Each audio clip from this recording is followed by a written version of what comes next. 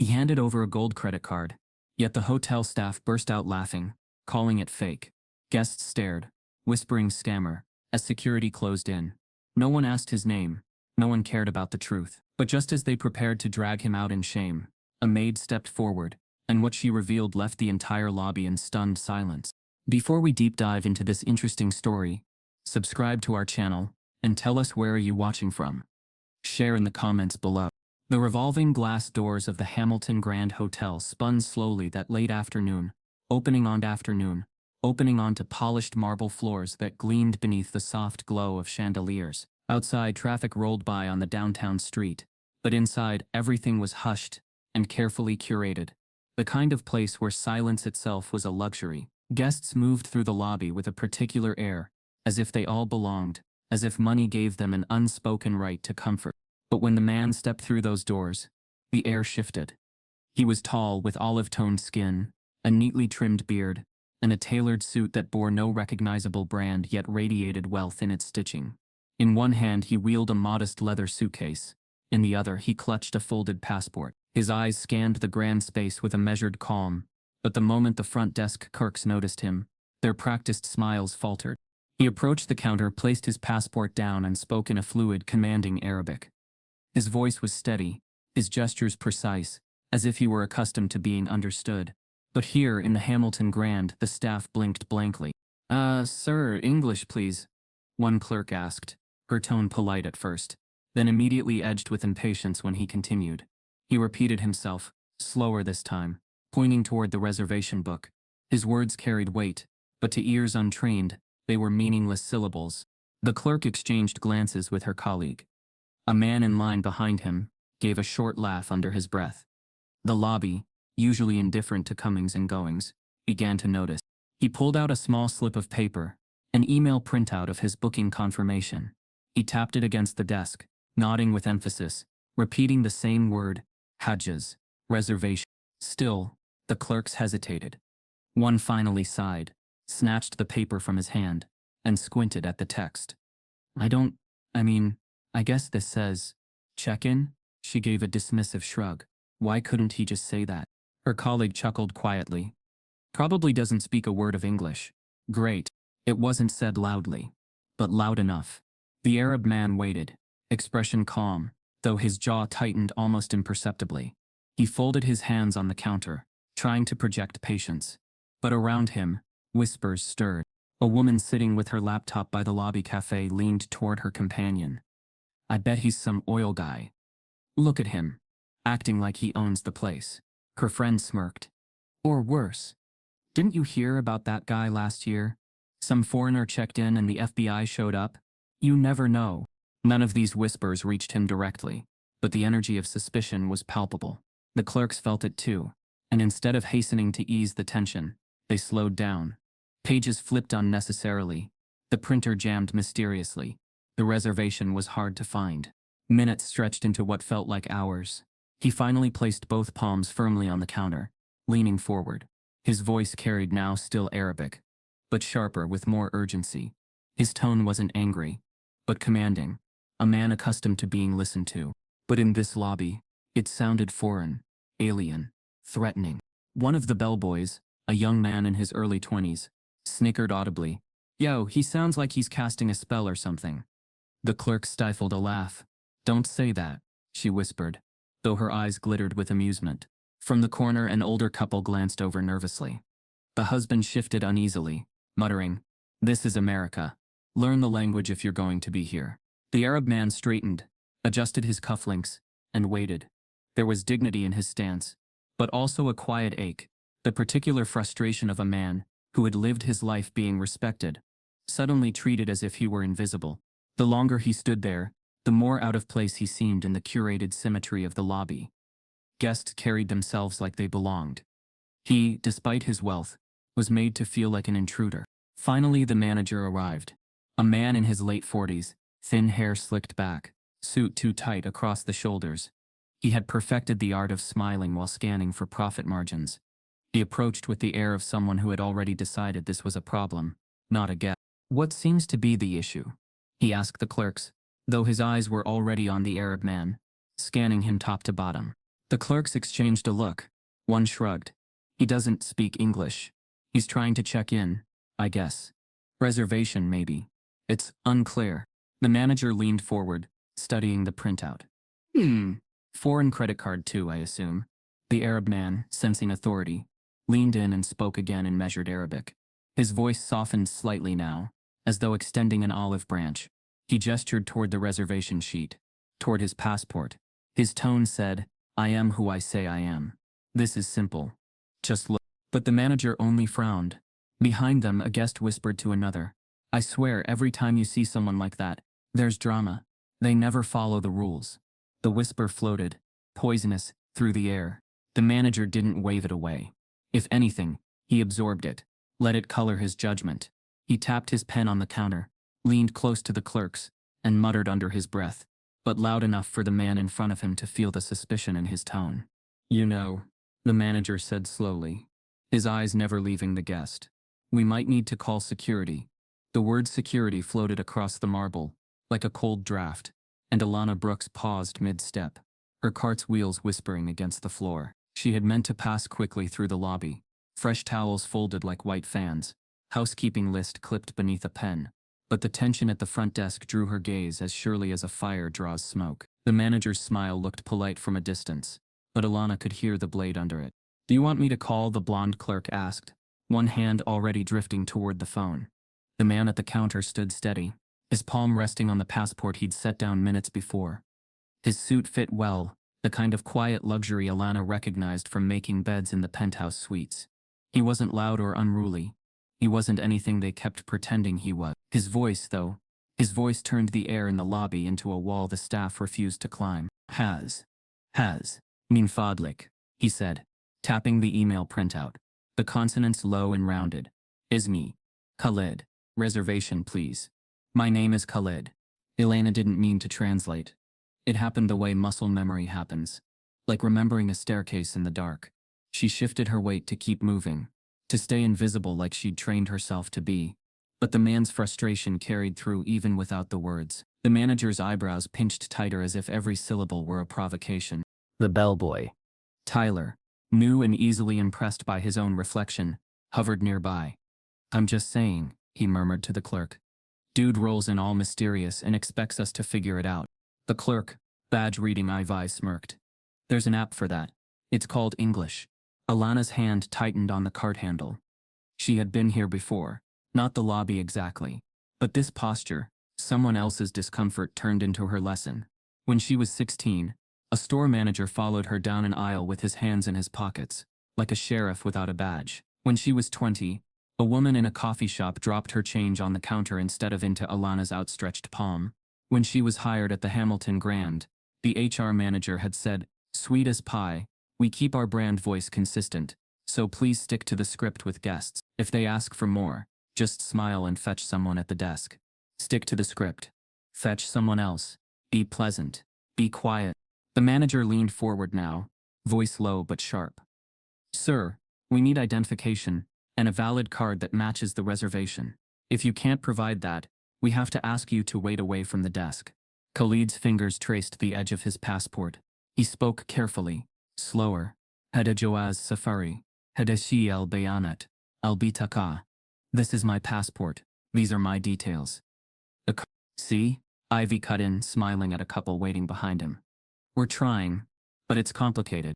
Alana's cart clinked, glass water bottles in the top bin tapping one another like teeth. She hated that sound. It always betrayed her when she wanted to be silent. The guests sitting by the cafe turned their heads, and Alana did what she always did when eyes landed on her. She made herself small, chin tucked, shoulders rounded, hands busy with pretend tasks, yet she couldn't force her feet to move. She knew that voice. Not his, not the man's. The voice beneath the words. A careful math of vowels she'd practiced in a cramped community center classroom, sitting on metal folding chairs after her evening shifts. The teacher, a retired linguist from Dearborn, who wore sweater vests even in July, would clap his hands and say, "Again, class, your mouth must learn the journey of the sound." She had taken those classes quietly, paying cash, leaving her name off the sign-in sheet when she could. It felt private, sacred even. between her and the road out of being underestimated. Hajj, she whispered now, not quite meaning to. Reservation. Her supervisor, Penny Dwyer, had once told her to stop adding extra skills to her file. It confuses expectations. The guests want things a certain way, Penny had said, a hand resting on the laminated service standards card. Housekeeping is housekeeping. Save the other stuff for later. When Alana asked to apply for a concierge trainee position, Penny slid the application back across the table without looking up. You're excellent at what you do. Why mess with excellence? Alana had smiled then, and folded the paper in half and half again, until it became a square she could hide in her pocket. At the front desk, Khalid exhaled, then tried a different tack. La sama sham, arfau arak mum an ini. Please, I'll show you the number from the email. His phone came out, careful, as if he knew movements would be read as intentions. He held it out, screen forward, a reservation number, clear as sunrise. Ivy stared, then flicked her eyes to the manager. Derek Coulson. Should I put him on hold while I verify? Hold? Tyler echoed. Like over there? He jerked his chin toward the velvet rope near the concierge desk, an unspoken pen for guests who did not fit the lobby's rhythm. Coulson kept his smile. Just for a moment, he said. To Alana's ear, it sounded like the promise people make when they intend to forget you in plain sight. Khalid's shoulders shifted. A single notch. The smallest sign of what it cost to be reduced. Min fedlake, he said again. Softer, please. A couple near the fireplace whispered. I read about a scam like this, the man said. They show fake emails and then— Stop, his companion insisted, but she didn't look away. Alana felt a familiar heat rise in her chest. Anger and something lonelier than anger. A helpless ache that had learned to keep quiet because quiet meant survival. Yet another voice braided through it, warmer, older. Her neighbor in Detroit, Auntie Najla, who wasn't really an aunt, had pressed a pomegranate into Alana's hands when she left home at 19. Language is a key, Najla had told her, the fruit heavy and red. You will not always be invited through the door. Sometimes you will be the one who brings the key. Behind the desk printer, paper sputtered. Ivy sighed theatrically. It's not pulling up. Of course it isn't, Tyler said. He probably booked some weird site. Khalid didn't move his hands from the counter. He said almost to himself, Latif, Lamada Hakada. I don't understand. Why like this? The way his voice thinned on the last syllable landed in Alana like a memory of standing at a bus stop in winter. Wind pressing through her coat, people stepping around her as if she had chosen the cold. Coulson angled his body so his words might sound discreet, while carrying across the desk. Sir, if we cannot verify, we will have to ask you to step aside. Now, Alana could hear in his now the same music as a don't that had chased her since childhood. Don't talk back. Don't make it worse. Don't forget your place. She slid one foot forward. Her hand left the cart and hovered in the air as if reaching for a switch. She saw what would happen if she pulled it. Heads turning, tongues clicking. Penny's voice reminding her that there were lines you do not cross. If you want to keep your job. She imagined the write-up, the tight meeting, the thin smile. We value initiative, but this was inappropriate. She swallowed. It's right there, she whispered to nobody. To the floor. To the honest gears of the world. He's telling you. He's literally telling you. Penny, Coulson called toward the offices. Can you fetch security to the lobby, please? The word pricked Alana's skin again. Security meant uniforms that moved in quick rectangles. Eyes that decided before they asked. Security meant a story written for someone else's comfort. She shut her eyes for a blink of courage.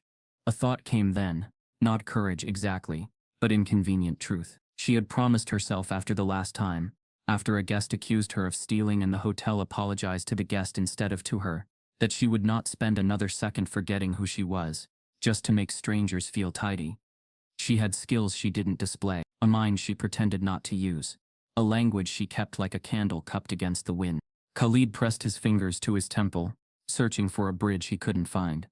Malumat tatbik, information, the app.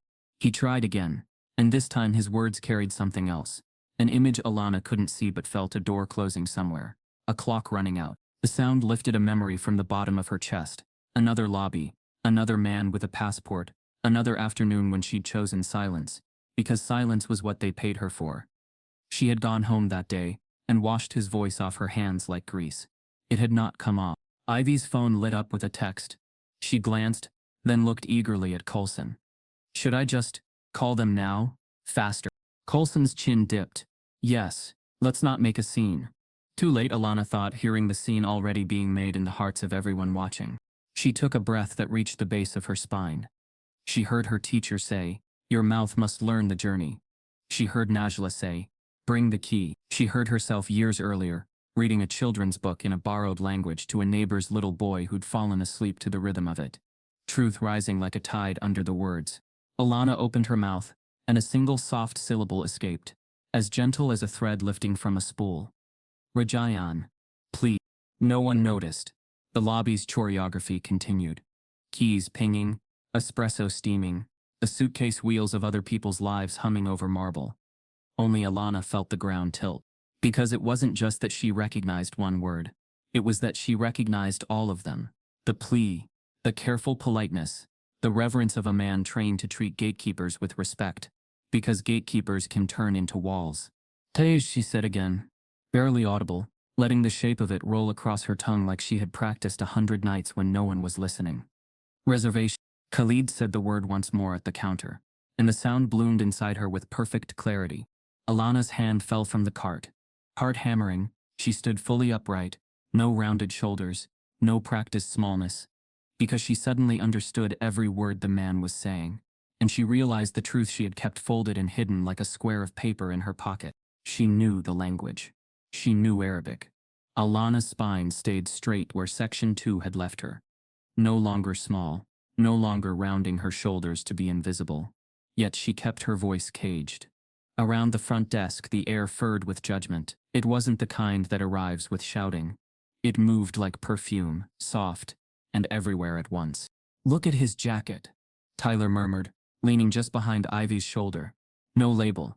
Bet it's one of those knockoffs from wherever. It's called tailoring, Ivy replied without looking up from the screen. But if he can afford it, you'd think he could afford Rosetta Stone. Coulson's smile was the only thing working hard. Sir, he said to Khalid, we're doing our best. If you could step to the side just there, we'll see if we can verify your information. Khalid nodded, gathering dignity the way some people gather warmth from their coat. Shukran, he said gently. Thank you. Shukran, Tyler echoed under his breath, a parrot with teeth. Right.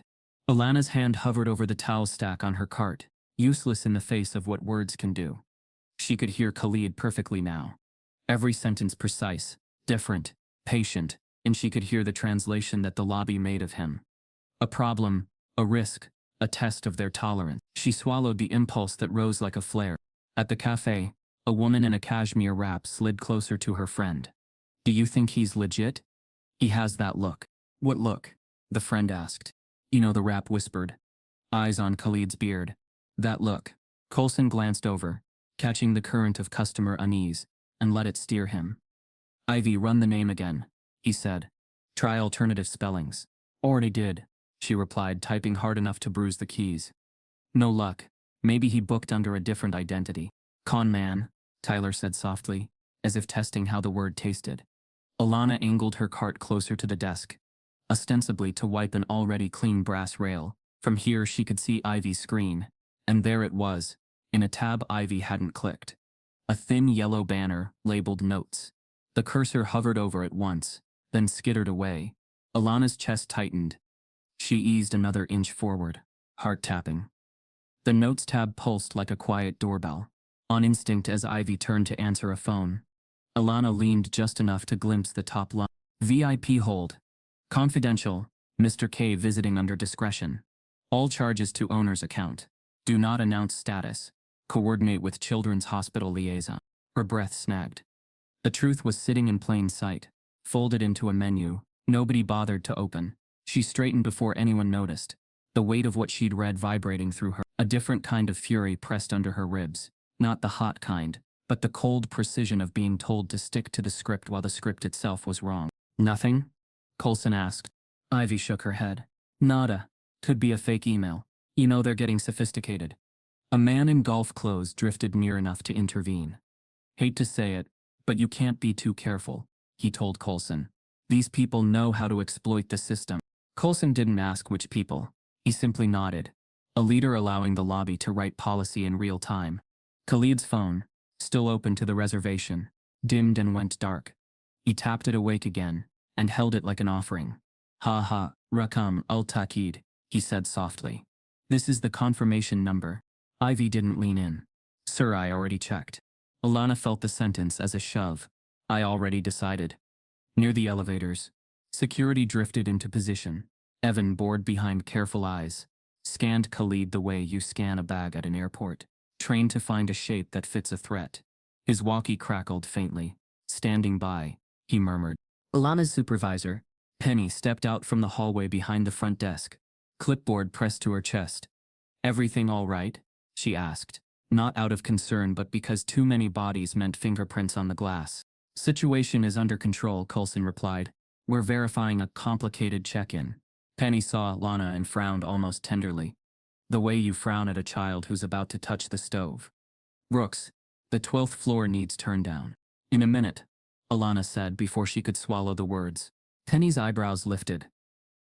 Excuse me? Alana gripped the cart handle. Yes, ma'am. She corrected. Softer. The words tasted like dust. Tyler leaned toward Ivy again, his voice dripping performance.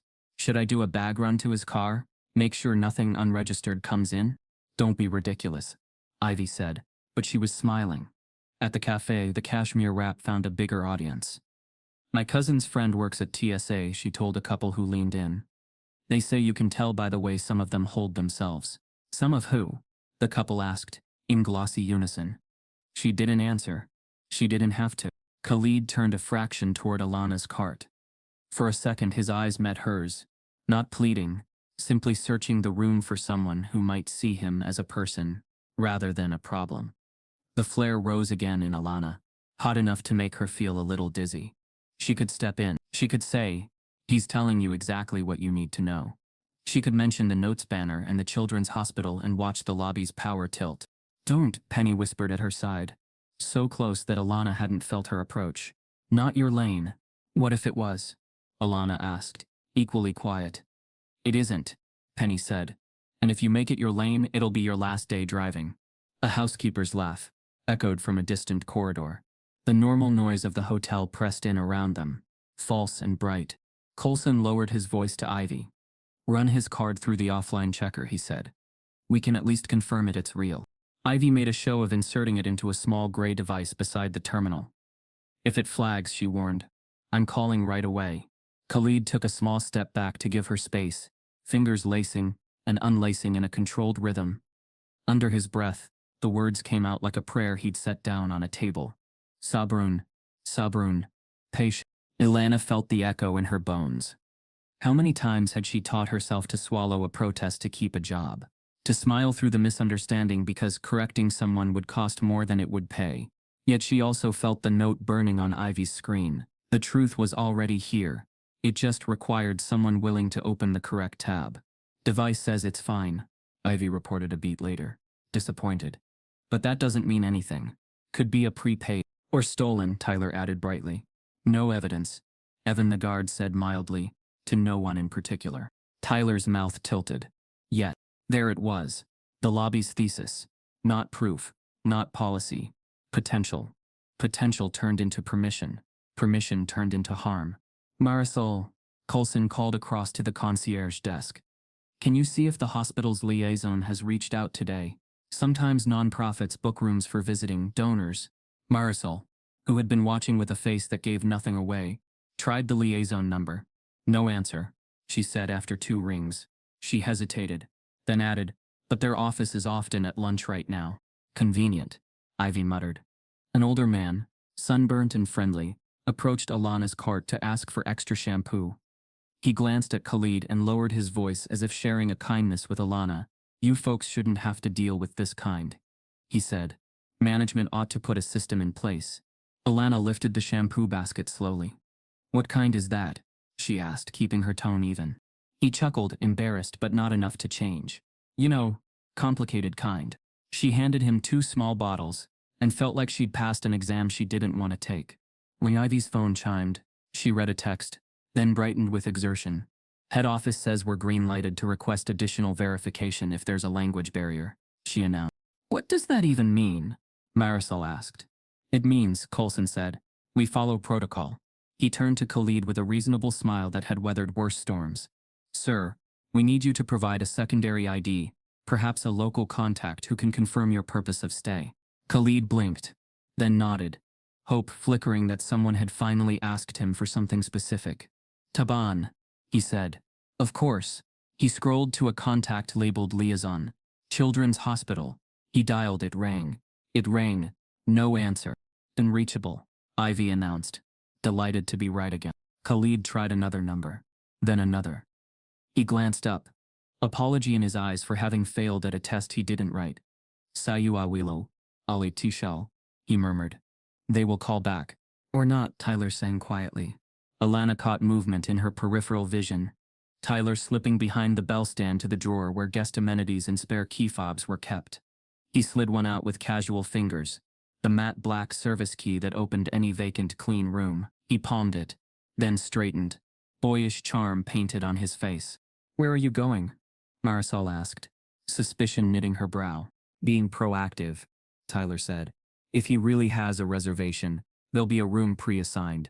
He lifted a printed housekeeping manifest, scanned it, and grinned. Got it, 2-417, is marked VC, VIP hold. He looked at Coulson. Want me to, check that nothing's off? We've had incidents. Coulson didn't say yes. He didn't say no. He said nothing at all, which in management often means do what you're going to do and let me have plausible deniability. Tyler, Alana said, the name coming out of her mouth before she approved it. Don't. He stopped long enough to smirk at her. Relax, Brooks. We're protecting the hotel. From what? She asked. From surprises, he said, and then added with a wink to Ivy. Or from the lack of them. He slid the fob into his pocket.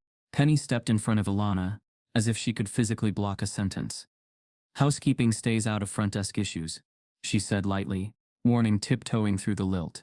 Tyler rounded the corner toward the elevators, with a bellman's easy stride, the service key burning a hole in his pocket, and a story already forming in his head about what he might find. Alana watched him go, pulse thudding in her throat, the notes tab blinking in her memory, and Khalid's patience wearing thin in the center of the room.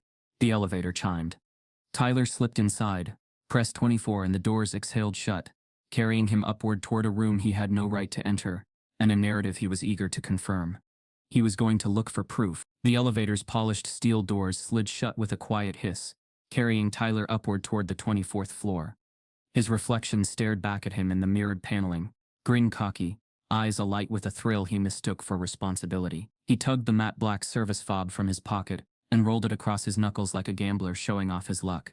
Just being proactive, he muttered to himself. Better safe than sorry. Below, the lobby continued its strained performance. Khalid remained planted at the counter, patient to the point of martyrdom. His passport sat open like a silent witness, the gold lettering glinting under the chandelier's light. Ivy clicked at the keyboard with theatrical futility, sighing as though the system itself were against her. Coulson stood with arms folded, gaze fixed on the guest as if sheer suspicion could justify itself.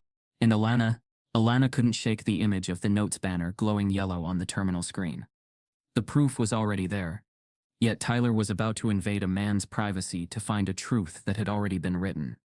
Her stomach knotted. She wanted to move to stop him, but Penny's warning still rang in her ears. Housekeeping stays out of front desk issues. Upstairs, the elevator chimed. Tyler stepped out into the hushed corridor of the 24th floor, carpet plush underfoot, sconces casting warm pools of light. This was a wing reserved for VIP guests. He passed closed doors, each one polished brass numbers reflecting his smirk. When he reached 204-17, he slipped the fob into the lock. A soft beep. The green light blinked. The door yielded. The suite was immaculate, its scent of lavender polish freshly laid by housekeeping hours earlier. Tyler stepped inside cautiously, though his heart raced with adrenaline. He told himself he was doing the hotel a favor. He told himself that if the man was truly dangerous, this would prove it. He told himself many things, but beneath it all, he was curious, and curiosity made him reckless. He opened the closet first. Suits hung there. Fine, understated, tailored, not flashy designer brands, but the kind of clothing that whispered refinement, instead of screaming it. He rifled through pockets, fingers brushing silk lining, finding nothing more sinister than a handkerchief folded with precision. Next, the drawers.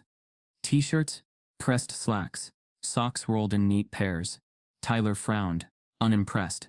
Man, not even cologne? He muttered. On the desk sat a leather folio. He flipped it open, half hoping to see something damning. Multiple passports, stacks of foreign cash, strange maps. Instead, he found documents embossed with hospital logos. Donation receipts, letters of gratitude, pledge forms, millions of dollars promised for children's oncology wards, pediatric surgeries, and refugee medical programs. Tyler blinked, confused. What is this? But he pushed the papers aside quickly, unwilling to admit what they suggested. He told himself it could all be forged. People fake things all the time. His eyes roamed to a small, framed photograph on the bedside table. He picked it up, tilting it toward the lamplight. The picture showed a woman in a simple headscarf smiling gently. Two children pressed against her sides, their laughter frozen in color. The frame was worn, as though handled often. Tyler's smirk faltered for a fraction of a second. Then he set the frame back down harder than necessary, muttering, "Could be a cover. Could be anyone." Back in the lobby, Alana wiped the same stretch of brass railing 3 times over, eyes darting to the elevator every few seconds. Her palms itched with unease. She knew Tyler wasn't just checking. He was searching. He was inventing a narrative before finding evidence. That was how these stories always unfolded. Accusations first, reality later, apology never. Khalid, unaware of the invasion happening 30 floors above his head, had grown still. His phone rested face down on the counter now, his fingers tapping silently against the wood. His lips moved without sound, shaping words only Ilana could understand. She leaned closer, straining. Ya Rab, Ihfashum. O Lord, protect them. Her breath caught. He wasn't talking about himself. Banati, wa ammahum, ajalhum fi riayatika. My daughters, and their mother, keep them in your care. Alana's throat tightened. Here was a man being treated like a criminal, while praying for the safety of his family. The contradiction was unbearable. She wanted to scream across the lobby. He is not who you think he is. But the weight of silence, the years of swallowing words, kept her still. Penny appeared at her side again, voice low and clipped. Why are you still down here? 12th floor isn't going to clean itself. Alana turned her head slightly, eyes narrowing. Do you know what they're doing upstairs? Penny stiffened.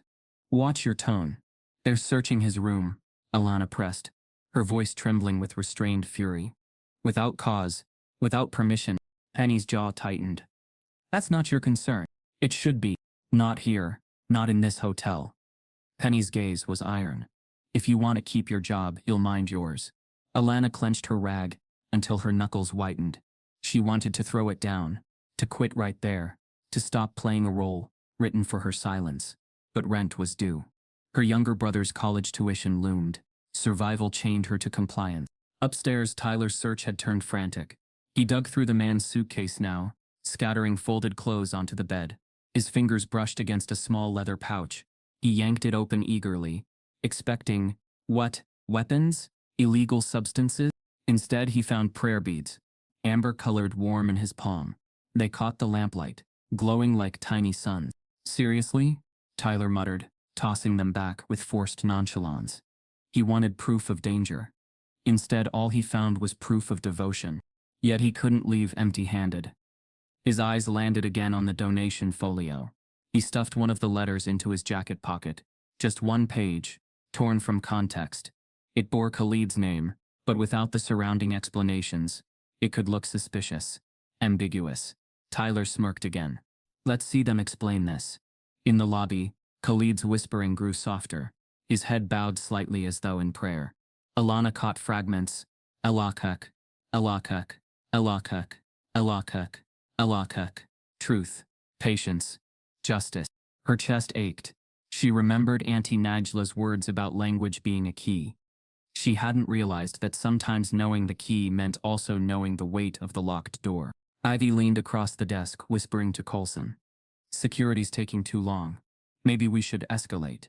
Coulson exhaled through his nose. Let's give it another minute. His eyes, though, never left Khalid.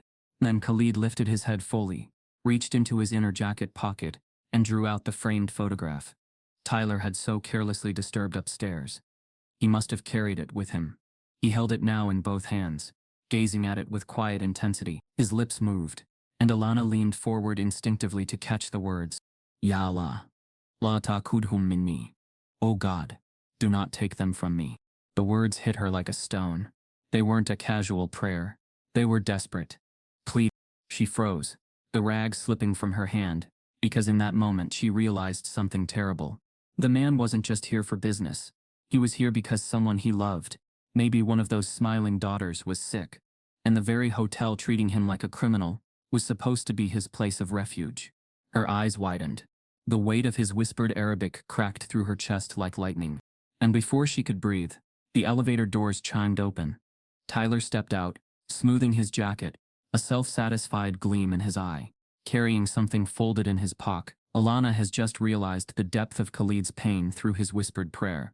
But Tyler has returned from his unauthorized search with stolen evidence that could twist the narrative against Khalid even further. The sound of the elevator's chimes still hung in the lobby, as Tyler strode back across the marble floor, his swagger poorly disguised as professionalism. He slipped behind the bell stand, hands tucked casually into his jacket, the stolen document folded like contraband against his chest. Ivy glanced up from the desk, eyebrows raised, and Tyler gave her the kind of grin that promised a story later. Khalid remained at the counter, unaware of the quiet violation that had taken place above. His hand still cradled the photo frame, his thumb stroking gently across the glass where his daughter's faces smiled, frozen in time. Alana's chest tightened at the sight, her rag forgotten at her feet. She could still hear his whispered Arabic as clearly as if he'd spoken it into her ear. Oh God, don't take them from me.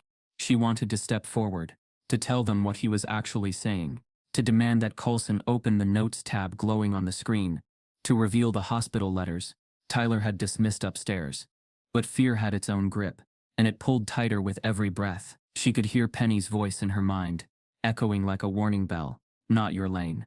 If you make it your lane, it'll be your last day driving. Her rent, her younger brother's tuition, her mother's prescriptions. The fragile tower of her life, balanced on the salary this hotel provided. She imagined herself without it, imagined explaining to her brother why he couldn't register for next semester. Every possible consequence pressed against her throat like a collar. Coulson cleared his throat, pulling her out of her spiral. Sir, he said loudly, each word enunciated as though the sheer force of English might suddenly bridge the language gap. We require valid identification and matching payment. You have shown neither. Khalid lifted his passport again, patient as ever, and set it directly before Coulson. Hada Jawaz Safari. Ismi, Khalid. This is my passport. My name is Khalid. His tone was steady, his eyes clear. He spoke as though reason itself would eventually soften the wall. See what I mean? Ivy muttered, turning to Coulson. He's pretending. He understands enough. He just doesn't want to cooperate. Alana's nails dug into her palm. That wasn't true. Every word Khalid spoke was an offering, careful and different, even when dismissed. Yet the staff translated patience into manipulation. Maybe he's running a scam, Tyler added, his voice bright, baiting. Foreign cards, fake bookings, happens all the time. Coulson nodded slightly, as if the logic pleased him. And when it does, it costs us. He turned back to Khalid, posture firm. Sir, unless you can demonstrate payment, we cannot honor your reservation. The cashmere wrap woman at the cafe chimed in for the audience. You can tell he's hiding something. No one acts that calm, unless they're guilty. Her words slithered into the air, sticking like adhesive to the already curved assumptions. Alana bent, picked up her rag with trembling fingers, and pressed it to the brass rail. The metal was already spotless, her reflection warped across its golden curve. She could see her own eyes staring back wide. Afraid, furious. She thought of Najla again, the pomegranate heavy in her hands. The words about language being a key. She thought of her classes in the community center, the teacher clapping, again, class again, until her mouth carried Arabic like water. She thought of the notes banner glowing yellow on Ivy's screen, untouched, ignored. What would happen if she spoke? She imagined it, her voice cutting through the lobby, translating his every word. The gasps, the accusations. Penny's cold office, the HR form already half filled. She would lose her job. Maybe worse, she would be labeled difficult, unprofessional, a liability. She She would be invisible in a different way, erased from every place that required a reference. But then she imagined the alternative. Silence. Watching Khalid be turned out into the street, his prayers unheard, his dignity stripped. She would walk home with her cart squeaking behind her, the memory of his face carved into her like a scar. She would know she had let it happen. Again. Clock's ticking. Ivy announced, tapping her keyboard with exaggerated frustration. System's not pulling anything. Because he doesn't belong here, Tyler said. Coulson exhaled, decision tightening around him like a tailored suit. Sir, he said, loud enough for the cafe to hear, if you do not provide immediate payment, we will have no choice but to refuse your stay. Alana's heart pounded. She wanted to scream. He already paid. The owner's account is covering his stay. Look at the notes. But her throat sealed shut. Khalid reached again into his jacket, producing a sleek wallet. From it he drew a gold card, placing it gently on the counter. He nodded once, firmly. Bidaka, he said. Card. Ivy picked it up between two fingers, as though it were contaminated. Gold-plated doesn't make it real, she muttered, sliding it into the machine. The screen lit up green. Approved. But instead of relief, Ivy only smirked. Could be prepaid. Or stolen, Tyler offered, grinning. Or maxed out, Coulson added, as though each explanation soothed him. He didn't look at the screen that clearly read approval. Alana's jaw ached from clenching. She wanted to shout, "It's valid. It cleared. He's done everything you asked." But she pressed her rag harder into the brass, polishing away her courage. Khalid remained still, dignity folded around him like a cloak. He touched the photo frame again, murmuring something Alana barely caught. Truth, patience, justice. Her knees trembled. She couldn't keep standing here, torn between the weight of her survival and the pull of her conscience. Penny appeared at her side again, clipboard in hand. "Brooks," she said flatly. "Now, 12th floor." Alana looked at her, eyes burning. "Do you hear what they're saying about him?" "That isn't our business," Penny replied. "Don't make it yours." "And if it was you?" Alana whispered, the question sliding out before she could stop it. Penny's eyes narrowed. "It won't be. Because I know my place." Alana bit down hard on the inside of her cheek, the metallic tang of blood filling her mouth. She lowered her eyes, nodded once, and stepped back behind her cart. Coulson's voice rose again, final now, decisive. "Sir, you've wasted enough of our time. If you cannot provide payment that we can verify, beyond doubt, then you are attempting to stay without authorization." He paused, letting the room lean in on his words. "Which means, effectively, you are refusing to pay." The manager escalates the situation, accusing Khalid, who has already provided valid ID and payment, of refusing to pay, setting the stage for a devastating confrontation in the next section. The weight of Coulson's accusation lingered in the air like smoke. His words refusing to pay had shifted the atmosphere in the lobby from tension to quiet hostility. Guests who had been whispering now openly stared, some craning their necks from the cafe, others pausing mid-check-in. A black man in a security uniform drifted closer, his hand resting on his belt, posture alert but hesitant. It was the kind of hesitation that said he knew the script of these moments too well. Khalid stood tall at the counter, his breath slow but deliberate. He had already presented his passport, already offered the confirmation number, already extended his gold card. Still the manager's accusation dangled in the air, ready to be caught by anyone eager for a narrative of guilt. The gold card gleamed under the chandelier as Ivy picked it up again, holding it between two fingers like a dirty napkin. She tilted it toward the light, squinting. "I mean, look at this," she said to Tyler. "Who even makes cards like this? It looks fake, like one of those novelty things you buy online." Tyler leaned in, smirking. "Yeah, I've seen those on YouTube. People flash them around in Vegas like they're high rollers. Most of them are scammers." He turned toward the growing audience in the lobby. "Bet it doesn't even work." The screen still displayed approved in green. But Ivy clicked away quickly before anyone else could notice. Machine says it went through," she admitted, her voice dripping skepticism. "But that doesn't mean much. Could be a prepaid card or worse. One of those stolen accounts. Doesn't prove anything." A woman in pearls, sipping an espresso at the cafe, shook her head. "It's always the same," she whispered to her companion. "They come here acting like they're wealthy, but it never holds up. Look how he's dressed, trying too hard." Another guest chimed in, voice lower but edged with superiority. Money doesn't buy class. He doesn't belong here.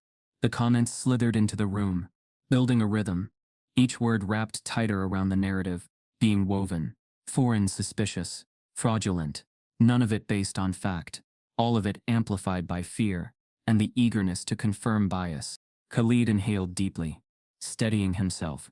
He pressed his hand against the card, nodding. Sakish, Ashil, genuine, real. His voice carried quiet authority, but no one around him understood or cared enough to. His patience was becoming mistaken for submission, his dignity for arrogance. Tyler chuckled, shaking his head. What's he saying now? Probably cursing us out. Look at him, all calm on the outside. That's how they are. Calm until they snap. Alana's stomach twisted at the word they. It wasn't just about Khalid. She had been they her whole life. They don't work as hard. They always cause trouble. They never fit in. She could hear the coded distance in every syllable. She knew the script because she had lived it. Sir, you're not helping yourself, Coulson said sharply, leaning over the counter. His voice was a warning disguised as customer service. If you truly belong here, you'll cooperate fully. Otherwise, we have procedures for guests who attempt fraud. Khalid lifted his hands slightly, palms open, a gesture of peace. Kaluma, tafahamu, he urged softly. Come. Understand. He wasn't begging. He was asking them to see him as a man, not a problem. But Ivy rolled her eyes dramatically, turning to the line of waiting guests. Does this look like cooperation to you? He's speaking gibberish. How are we supposed to verify anything if he won't just talk like everyone else? A ripple of uneasy laughter passed through the lobby. One man muttered, "Send him back to wherever he came from." Another replied, "Bet he doesn't even have money. Just wants to squat here for free." The hostility grew legs. It was no longer whispers in corners. It was public commentary, emboldened by management's lead. Khalid became a spectacle, a lesson in otherness. His restraint, instead of softening them, made them push harder. Alana's grip on her cart tightened until her knuckles turned white. Every fiber of her being screamed to intervene. She wanted to say, "He is telling you the truth. He is offering you proof. You are twisting his patience into guilt." But Penny's warning shadowed her like a leash. Not your lane, not your job. She remembered another night, 2 years ago, when a guest accused her of stealing a watch. She hadn't, but the hotel had treated her as if she had, until security's search turned up nothing. No apology. Just, "You can go now." She had walked home with humiliation pressed into her skin, promising herself never to get caught in the middle again. And yet here she was. Khalid tapped the card again, his voice firmer now. "Akiki, Laysa Mazif. Real, not fake." Ivy set it down with finality. "I don't buy it." She crossed her arms. "Looks like plastic dipped in gold paint. Maybe it tricked the machine, but it won't trick us." Tyler chuckled and shook his head. "Guy thinks we're stupid." The cafe woman smirked into her espresso. "He picked the wrong hotel. We're not fools here." It was too much. Alana stepped forward without realizing, her rag dangling from her hand. Her voice trembled but escaped her throat anyway. "It's real." Penny's head snapped around, eyes wide. "Alana." She froze, heat rushing into her cheeks. Her chest thudded with panic. The whole lobby's attention shifted for a fraction of a second, and then swept past her as if she hadn't spoken at all. Her words dissolved into the polished air. Coulson exhaled, jaw tightening. "Enough," he said. He leaned closer to Khalid, voice clipped. "We've given you every chance. Your identification is insufficient. Your payment is suspicious. Your behavior is uncooperative." He paused, letting the weight of his words land. Then he delivered the verdict. "If you can't prove otherwise, you're not staying here. Period." Khalid's shoulders shifted, no longer in calm patience but in visible frustration. His lips tightened. His fingers tapped once against the counter. Then, in a sudden surge of emotion, he slammed his palm against the wood. The sharp crack echoed through the lobby, cutting every whisper into silence. "Hadazum," he roared, voice breaking through the marble air. "This is injustice." His words thundered with years of dignity forced to swallow insult. Gasps rippled across the room. The cafe woman's espresso cup rattled on its saucer. A child clutched her mother's sleeve. Tyler flinched, then smirked again, satisfied. "Told you," he said under his breath. Knew he'd snap. Khalid's voice rose again, Arabic rolling like fire from his throat. The sound was powerful, unbroken, impossible to ignore. Alana's heart raced, because she understood every word, and she knew that in this moment, the lobby didn't hear language. They heard threat. And the worst part? Coulson's hand drifted toward the phone on the counter. His face calm, his voice steady. "Security," he said softly. "Stand by." Khalid slams the counter and bursts into Arabic, demanding justice. The lobby perceives it as aggression, and the manager quietly signals for security, setting up an explosive confrontation in the next section. The echo of Khalid's palm slamming against the polished counter still pulsed through the lobby, like the aftershock of a thunderclap. His voice, strong and urgent in Arabic, rolled across the marble and chandeliered air, a storm no one could interpret. Every word was meant as a cry for fairness. But to the ears around him, the sound hardened into something alien, dangerous. "Security," Coulson repeated quietly into the phone, his tone smooth but resolute. Ivy's lips tightened with satisfaction. Tyler leaned forward eagerly, and the guests shifted uneasily in their seats, curiosity and fear intermingling like static before a lightning strike. Alana's chest hammered. She could hear his words clearly. They were not threats. They were not curses. They were not the venom the room assumed. "Hata solam. Limata tufaluna. Kakata. This is injustice. Why are you doing this?" But no one else knew, and no one else cared to. Her rag slipped from her hand again, tumbling onto the polished brass rail she had been pretending to clean. This time she didn't bend to retrieve it. She felt heat climb her neck, her own silence choking her as heavily as the stairs weighing down Khalid. She saw the notes tab in her mind's eye. VIP hold. Confidential. Charges to owner's account. Children's Hospital liaison. The truth was literally glowing on the computer screen, but Ivy hadn't opened it. Tyler had stolen a letter, twisting it into whatever narrative he would feed later. Coulson had already decided the man was a fraud. And here stood Khalid, treated like a criminal in the middle of a lobby built to worship wealth. Alana's hand trembled at her side. For years she had been told, stay quiet, stay small, stay grateful. She had been made to believe her silence was the only thing that kept her safe. But right now, silence didn't feel like safety. It felt like betrayal. Khalid's voice cracked through the air again, raw with emotion. Ain al-adala. Ain al-ihtiram. Where is justice? Where is respect? The crowd rippled with murmurs. He's shouting now. Aggressive. I knew it. The woman in pearls clutched her handbag tighter, as though he might suddenly lunge across the counter. Alana felt something snap inside her. Her voice came before her mind could second guess. Stronger than she thought it could be, it cut through the chaos like a sudden chord in silence. He's asking for justice, she said. The words hung in the air, but they were English, and too soft to matter. Eyes flicked toward her, and then slid away, dismissing her as background noise. Her heart pounded harder. She stepped forward, away from her cart, into the open space between the staff and Khalid. Her throat burned, but she forced the syllables out, her tongue remembering every lesson from the community center, every late-night whispering practice to herself. "Hadazum," she said, loud and clear. The lobby froze. The words were not Khalid's this time. They were hers.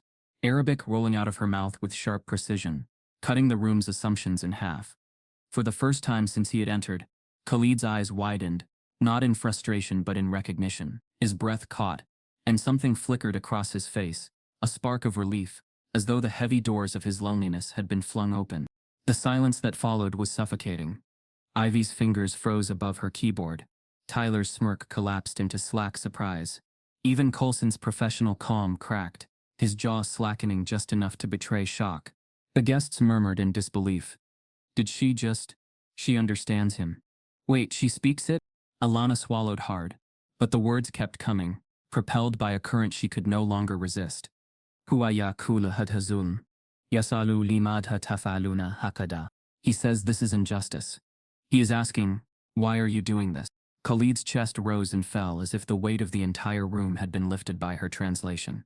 His lips parted, his eyes locking on her like she was a lifeline he hadn't known was there. For the first time since stepping into the hotel, he looked less like a man under siege, and more like a man seen. Alana turned, her gaze sweeping across the faces that had mocked him, doubted him, dismissed him. Her voice trembled, but did not falter. He is not shouting threats, he is asking for fairness. The cafe woman blinked, color draining from her face. Tyler shifted uncomfortably, the stolen letter suddenly heavy in his pocket. Ivy fidgeted with her keyboard, tapping keys that did nothing, pretending to still be in control. Coulson's composure cracked for just a second. Then he cleared his throat. That doesn't change the fact that he has failed to provide. But Khalid cut him off, speaking directly to Alana now, his Arabic pouring out like water finally freed from stone. Ukti. Shukran. Ukullahum. Ana laysa mudalisan. Ana jatu li amr kabir. Ana jatu li mustashfa al-atfal. Alana's eyes widened, her breath catching in her throat. Sister, thank you. Tell them, I am not a fraud. I came for something important. I came for the children's hospital. The words hit her like a thunderbolt. She knew the notes tab had mentioned the hospital. But hearing it from his mouth, raw and pleading, shook her. He wasn't just here for luxury. He wasn't here to play wealthy. He was here for children. She turned back to the lobby, her voice steady now, louder. He says he is not a fraud. He says he is here for something important. He came for the children's hospital. Gasps rippled through the crowd. The woman in pearls nearly dropped her cup. Marisol at the concierge desk frowned, clearly shaken. Even Evan, the security guard, lowered his hand from his belt. Tyler barked a laugh, desperate to regain control of the narrative. Come on, that's convenient. He just happens to say that now. Through her, how do we even know she's telling the truth? Ivy latched onto his words, nodding quickly. Exactly. She could be making it up. For all we know, she's covering for him. I mean, really, she speaks Arabic. Since when? Penny's face paled. Clipboard clutched like a shield. She knew Alana wasn't lying. But her fear wasn't about the truth. It was about the line that had just been crossed. Coulson's eyes narrowed, regaining his managerial composure. Enough of this spectacle, he said sharply. If he truly has ties to a hospital, let him prove it. Until then, this story means nothing. But the air in the lobby had shifted. The certainty in the staff's voices wavered. Guests who had sneered were now glancing at each other, uncertain. The seed of doubt had been planted, not about Khalid, but about the staff themselves. Khalid spoke again, his eyes never leaving Alana. Kulilahum, al-hakika ma'i, fi awraki, fi kulli shay.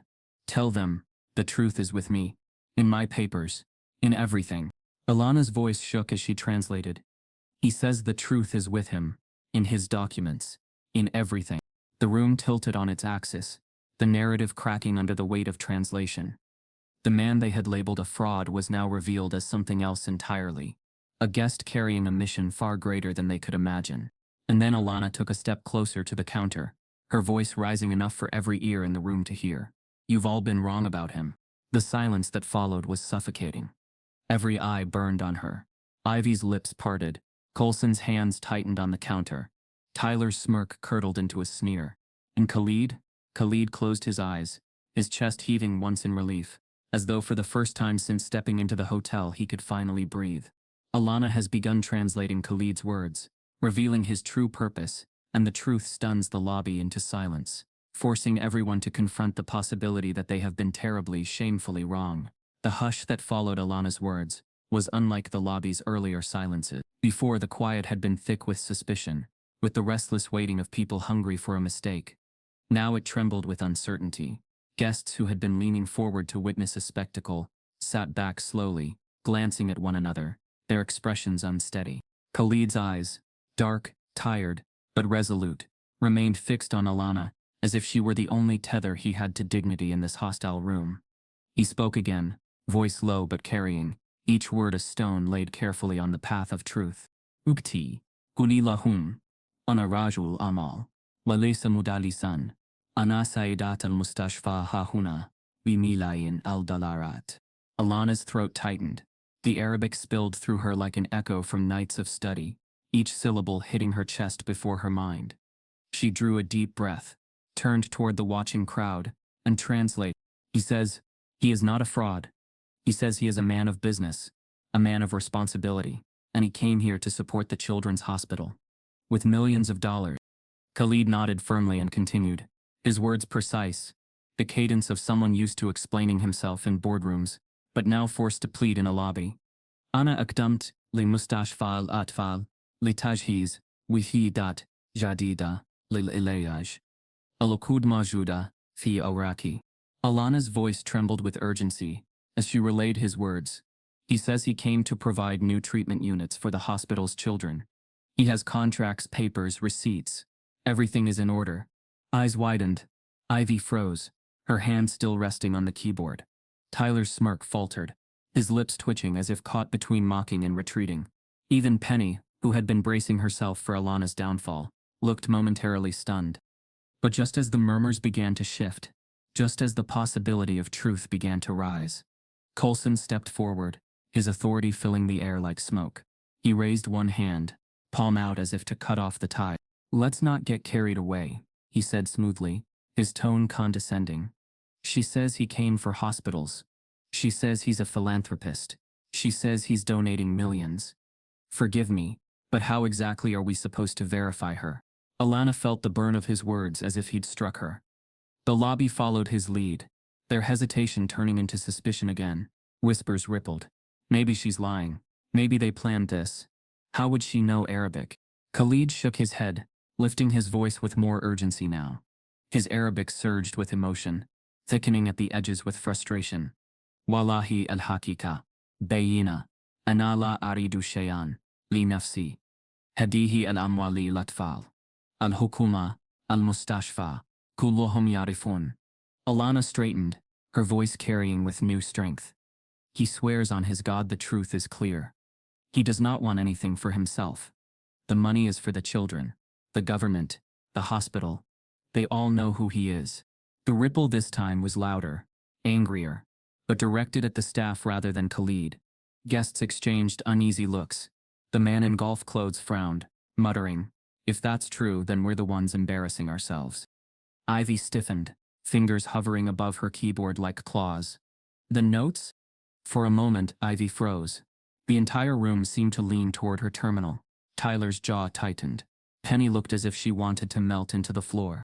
Coulson stepped in quickly, his smile thin and sharp. "Enough." He placed a hand over the edge of Ivy's screen, blocking it from view. "I will not have employees and guests alike playing detective in the middle of our lobby. This," he gestured toward Alana. His tone dipped in scorn. "This performance doesn't change protocol.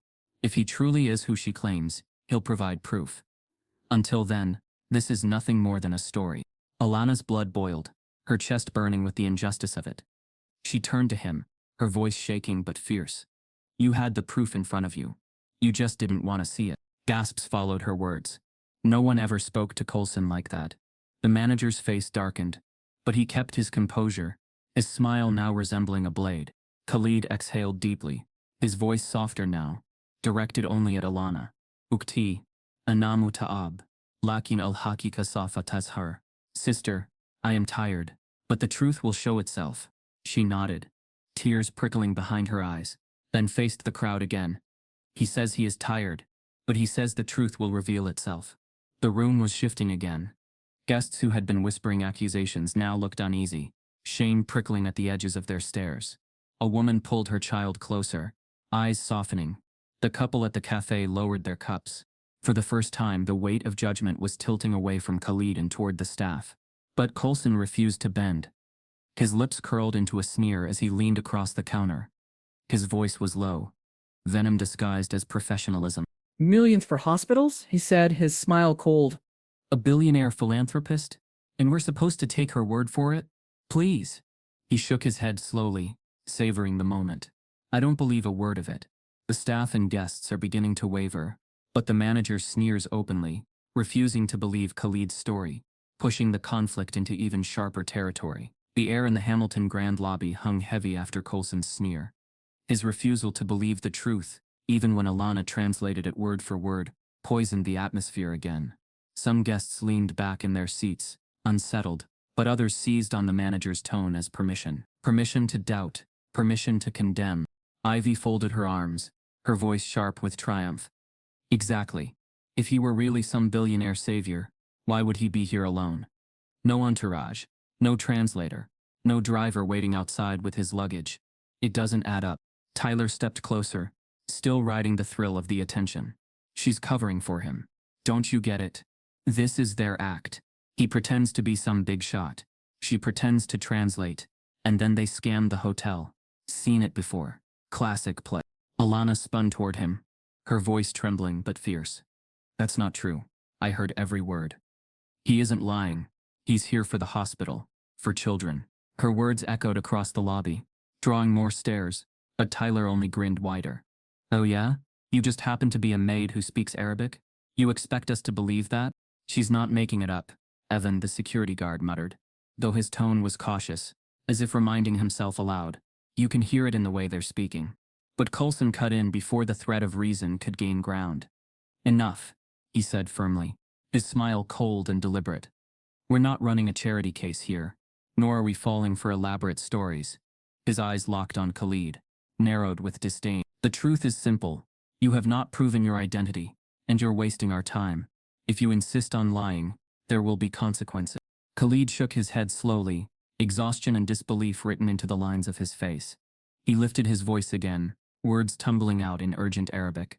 Analam, akad fihi hayati. Kaifa yumkinuhum, an yu'amuni, hakada. Ana amali lie here, wahum yarawani sharir. Alana translated immediately, her chest aching. He says he has never lied in his life. He says, how can they treat me like this? I work for good, but they see me as evil. Her voice cracked on the last word. The cafe erupted in uneasy laughter, nervous, brittle. A man in golf clothes shrugged. Well, what do you expect? He's not exactly blending in. Yeah, someone else added. If he's really rich, where's the proof? Where's the driver? The media coverage? People like that don't walk into hotels alone. He's hiding something. A woman near the fireplace leaned in to her husband, whispering just loud enough to be heard. What if he's on some watch list? What if this is a cover? Coulson seized on the whispers like fuel. I'm not here to speculate, he said, his voice pitched for the crowd. But I am responsible for the safety of this hotel. And when someone refuses to prove themselves, we escalate. Alana's stomach dropped. She knew what escalate meant. Tyler smirked, his words loud enough for all to hear. Maybe we should call immigration. Let ICE sort it out. The suggestion landed like a spark in dry grass. Murmurs rose immediately. Some laughing nervously, others nodding with approval. Yeah, let the government handle it. If he's clean, what's he got to worry about? He doesn't look like a guest here anyway. Khalid's shoulders stiffened, his lips parting in disbelief. He murmured something broken, almost a whisper. Hatefi hadihi, al-balad, yastaduna al-sultatli inni muktalif. Even in this country, they call authorities because I am different. Alana's throat tightened. She wanted to scream. Instead, she translated softly, forcing the truth into the poisoned air. He says even here, even in this country, they call the authorities on him, just for being different. The guests didn't quiet. Some laughed uncomfortably, as if the tragedy of it were a joke. Others leaned into the fiction Coulson had authored. Maybe different is dangerous, a man near the desk said flatly. Alana whipped toward him. No, different is not dangerous. Different is human. Her voice shook, but it rang with defiance. Coulson's smile thinned to a line. Careful, Miss Brooks. You are already treading where you don't belong. Where I don't belong, she repeated, her eyes burning. Isn't that exactly what you're saying to him too? That he doesn't belong? The guests froze at her boldness. Penny clutched her clipboard tighter, whispering under her breath, Alana, stop. Stop now. But Alana couldn't. Her silence had already cost too much. He's here to help children, she said, voice rising. And you're treating him like a criminal. Do you hear yourselves? For a moment, the lobby tilted. Some guests looked away in shame. But then Tyler laughed again, sharp and dismissive. Wow, listen to her. The maid suddenly thinks she's the voice of truth. You really expect us to take her word over management's? Or over ICE? Ivy added, smiling tightly. The word hung in the air, like a weapon. ICE. The invocation of power that reduced people to papers, that turned lives into cases. Khalid closed his eyes briefly, whispering a prayer only Alana understood. Allahumma atini sabran. La tajilhum yuhadimuni. O God, give me patience. Do not let them destroy me. Alana translated again, her voice breaking. He is praying for patience. He is begging God not to let you destroy him. The words made even Evan the guard flinch. But Coulson stood firm, eyes cold. I think we've entertained this long enough, he said calmly. If he will not prove himself, then authorities can. ICE will confirm everything. Gasps spread again. Even some who had doubted before shifted uncomfortably. This wasn't about safety anymore. It was about humiliation. About stripping a man of dignity. Alana stepped closer to the counter, her voice trembling but fierce. You don't want proof. You don't want the truth. You want to make him small enough to crush. Coulson ignored her. He pressed a button on the phone behind the counter, his voice smooth but final. This is Hamilton Grand. We have a situation requiring immediate intervention. Khalid's face paled, but his spine remained straight. His dignity, though battered, refused to break. He looked at Alana, his eyes heavy with sorrow but grateful, as though she were the only witness who mattered. Then, faint but unmistakable, a sound rose from the street outside. The rising wail of sirens. They grew louder, closer, reverberating off the glass doors of the hotel, until even those who had laughed nervously fell silent. Guests turned their heads toward the entrance, their whispers breaking into fragments of panic and curiosity. Alana's stomach sank, her heart hammering against her ribs. She had fought so hard to keep the truth alive. But the sound of those sirens meant it was no longer in her hands. The authorities were coming. Police sirens grow louder as they approach the hotel, pulling the story into its next explosive stage. The sirens outside grew louder until they weren't just a sound anymore, but a vibration in the lobby floor, rattling through the marble columns and gilded mirrors. Conversations died mid-sentence, and the room held its breath. Guests craned their necks toward the glass doors, some pressing forward with phones already lifted, hungry to capture whatever spectacle was about to erupt. The doors burst open. 2 uniformed police officers strode in first, their movements clipped, their faces taut with the kind of readiness that came from assuming danger before seeing it. Behind them, a third officer, bulkier and older, swept his gaze across the room with the wary look of someone expecting a fight. Their hands hovered near their belts, where holsters glinted under the lobby lights. Taser grips, not guns, not yet, but the posture was clear. They were already braced for threat. Coulson stepped forward quickly, relief spreading across his face as though rescue had arrived. Officers, he said smoothly, gesturing toward Khalid. Thank you for coming so quickly. That's him. That's the individual we reported. The lead officer, a woman with a hard jaw and clipped blonde hair, gave a curt nod. Step away from the counter, sir. Her hand hovered closer to her belt. Khalid blinked, confusion flashing in his eyes. He raised his palms, slowly. Not in aggression, but in surrender, as though trying to tell them he had nothing to hide. La mushkila, he murmured softly. No problem. Alana felt her breath catch. His gentleness, his caution twisted instantly by the scene around him into confirmation of the opposite. Sir, hands higher, barked the second officer. A younger man with restless eyes. Keep them where we can see them. Khalid complied immediately, lifting his hands higher into the air. His passport and card still sat on the counter, abandoned. His chest rose and fell in slow, deliberate breaths. His voice cracked slightly, as he spoke again, still in Arabic. Aina Dayfan. La urid mashakil. I am a guest. I do not want trouble. But the officers didn't hear guest. They heard trouble. The younger officer's eyes flicked to Coulson. What's the story? Coulson didn't miss a beat. Refusing to identify himself, refusing payment, causing a disturbance. Staff and guests felt threatened. The words landed like hammers, each one reshaping Khalid in their eyes. Refusing, disturbance, threat. The lobby murmured in agreement, though none of them had actually been threatened. They just wanted to be on the right side of authority. No, that's not true. Alana's voice cut through. Desperate. He gave his ID. He gave his card. He's been calm this whole time. They twisted everything. The lead officer's eyes snapped to her, narrowing.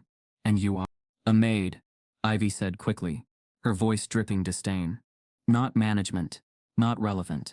The crowd chuckled lightly, their nervousness pouring into ridicule. Alana's face burned, but she stood her ground. I speak Arabic. I understood him. He's not dangerous. He's here for the children's hospital. The proof is in the system. The manager just won't open the notes. The officers glanced at Coulson. His smile returned, thin and smug. We've heard enough. She's trying to cover for him. None of this has been verified. The younger officer's hand twitched near his taser. Sir, you need to prove who you are right now. Phones lifted higher around the lobby, red dots blinking. As videos recorded, some guests whispered gleefully, narrating for their cameras. They've got him surrounded now. Look, he's putting his hands up. Yep, called it. Alana's stomach lurched. This wasn't just humiliation anymore. It was spectacle. Khalid was being consumed twice. Once by the bias in the room, and again by the digital crowd eager to spread it. Please, Alana begged, turning to the lead officer. He has documents, donation contracts, receipts, everything. You just have to look. The older officer, the third one who had been silent until now, spoke in a gravelly voice. Let's see them then. Coulson cut in sharply. Those documents are irrelevant without verification. Anyone can print papers. We can't. Khalid's voice rose suddenly, breaking through, desperate. Fi haki bati, Alarik, in my bag, in my room, the papers. Alana's translation tumbled out before she could think. He says the papers are in his bag, in his room, everything you need to prove who he is. For a moment, the lead officer hesitated, eyes flicking between Khalid's steady raised hands and Alana's trembling but earnest face. But the younger officer stepped closer, cutting through. Too easy, that's what they all say. Evidence in some back room. By the time we get there, it's gone, or it's fake. The lobby shifted again, leaning toward the story they wanted to believe. Nervous laughter bubbled up from the cafe. Told you, always some excuse. This is getting good. Alana's body shook with fury. He's not lying, she cried. Why won't you listen? Why won't anyone listen? But her words seemed to evaporate in the sterile air. The lead officer's hand finally dropped to her taser. Sir, last chance. Prove who you are. Right here. Right now. Khalid's chest rose, his breath uneven now. His hands remained high, trembling slightly at the fingertips. His eyes locked on Alana's, as though asking silently if truth ever stood a chance in a room like this. The glow of phone cameras reflected across his face. The weight of bias pressed on his shoulders. The authority that had entered, ready for war, waited for him to stumble, to confirm the story already written. The older officer stepped forward once more, voice colder this time.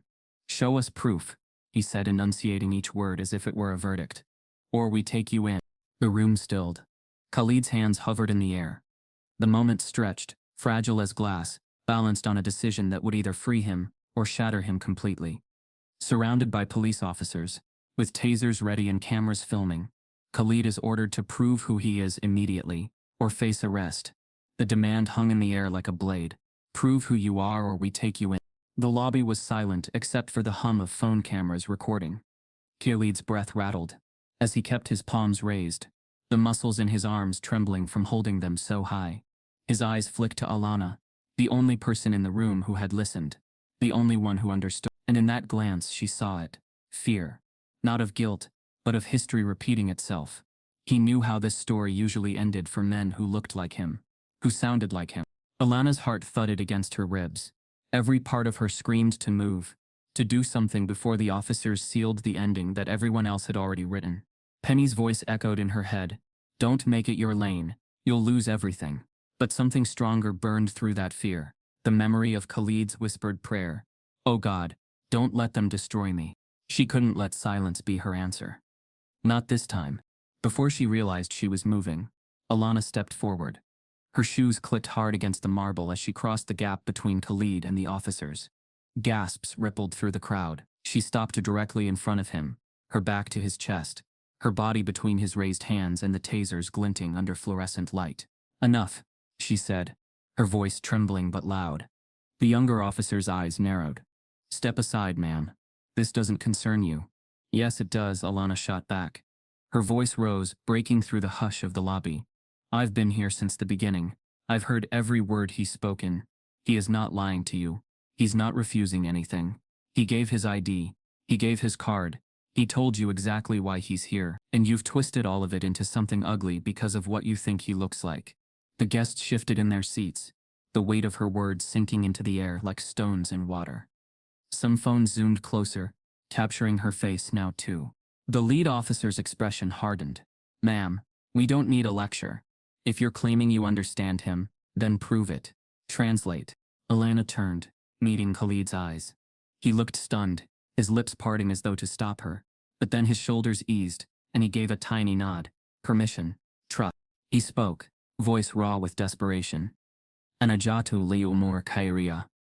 Laysa indi ma okabbi. Alvraki, fi hakibati. Saiduni liatabatu. Alana turned back, her voice steady now. He says he came for charity work. He says he has nothing to hide. His documents are in his bag. He is asking you to help verify them. The younger officer snorted. Convenient. The older officer tilted his head, squinting. You expect us to take the word of a maid? How do we even know you're telling the truth? You could be in on this. Laughter rippled through part of the lobby.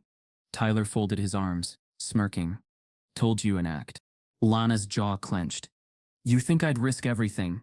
My job, my life just to help him pull off some scam? Look at me. I'm not lying. And neither is he. The lead officer's voice sharpened, her authority slicing through the room. You've already interfered more than you should have. Step back, or we'll remove you too. Alana's stomach dropped, but her feet didn't move. She straightened her shoulders, refusing to shrink this time. Remove me if you want. But then the whole world will see you silencing the only person telling the truth. She gestured toward the sea of raised phones. They're all filming. Do you really want that on record?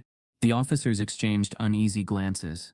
The younger one's hand twitched again at his taser, but the lead officer held him back with a small motion. The lobby buzzed with murmurs now, a tide turning. Khalid's voice broke through again, thick with emotion.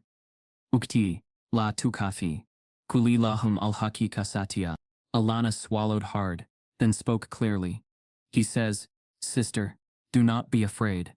Tell them the truth shines on its own. The words seemed to reverberate against the chandeliers, filling the air with something undeniable. The older officer frowned, shifting uneasily. You're really telling us he's some billionaire here for charity? Yes, Alana said firmly. And I can prove it if you just look at his papers. The notes in your own system already confirm it. But you won't open them because you've already decided he's guilty. Coulson stepped in quickly, his face red, his control slipping. This is outrageous. She's lying. Officers, she's covering for him. This entire spectacle is her invention. I demand you remove her immediately. But the guests weren't buying it so easily anymore. The woman in pearls lowered her phone, her voice softer now. What if she's telling the truth? The man in golf clothes frowned. They did say the papers are in his bag. Why not just check? The murmur spread. Guests who had laughed before were now looking at the staff with unease, shame curling at the edges of their expressions. The younger officer growled in frustration, his eyes flashing. Enough of this circus. He stepped forward, glaring at Alana. If he's really who you say he is, then stop talking in circles. Stop making speeches. Show us. Show us the proof. The command cracked through the lobby like a whip. Every eye turned to Alana. The phones zoomed closer. Her breath caught in her chest. This was it. The moment the entire weight of the story pressed onto her shoulders. If she failed now, if she stumbled, Khalid's truth would collapse under the accusations surrounding him. And Coulson knew it. He leaned back, smug again, whispering just loud enough for her to hear. Go ahead, Brooks. Show them. Let's see how far your little act takes you. Alana clenched her fists. Her heart thundered. She looked once more at Khalid, who met her gaze with quiet steadiness, as if entrusting her with everything he carried. Then she turned back to the officers, her voice firm, unwavering. Fine. You want proof? The younger officer stepped closer, eyes sharp, voice hard as steel. Then show us the proof.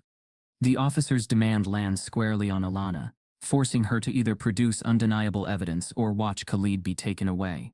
The demand still lingered in the air. Show us the proof. The room leaned forward, holding its collective breath, every phone camera recording with red dots, like unblinking eyes. Khalid stood motionless for a moment, his hands still raised, his chest rising and falling with the weight of hours of humiliation. Finally, with slow, deliberate movements, he lowered his trembling arms. His leather folio rested on the counter, the same one the bellboy had once rifled through with suspicion. Khalid opened it carefully, his fingers steady despite the chaos around him. From inside he pulled out a small stack of neatly organized documents.